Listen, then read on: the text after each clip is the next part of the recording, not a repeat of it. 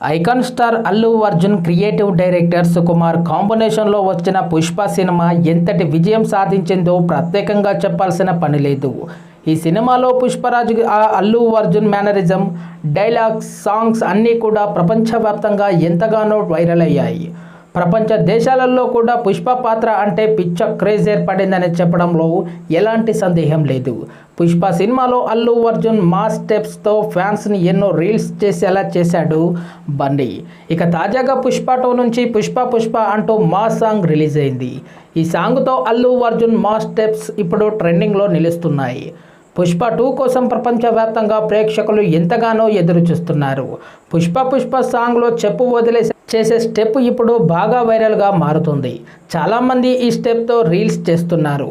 Noel Robinson అనే Nigerian German వ్యక్తి social మీడియాలో డ్యాన్స్ రీల్ చేస్తూ ఎంతగానో ఫేమస్ అయ్యాడు. ప్రపంచవ్యాప్తంగా పర్యటిస్తూ అక్కడి లోకల్ వ్యక్తులతో కలిసి డ్యాన్స్ చేస్తూ రీల్ చేస్తాడు.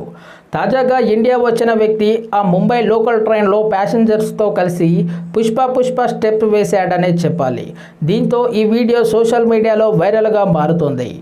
ఇదిలా ఉంటే ఈ సినిమా నుంచి మరో సాంగ్ని మరో 10 రోజుల్లో విడుదల చేయబోతున్నట్లు మేకర్స్ తాజాగా ఓ ప్రకటన చేసింది. ఇదిలా ఉంటే ఈ సినిమాలో అల్లు అర్జున్ సరసన రష్మిక మందాన హీరోయిన్గా నటిస్తుండగా మలయాళీ విలక్షణ నటుడు ఫహాద్ ఫాజిల్ కీ రోల్ పోషిస్తున్నారు.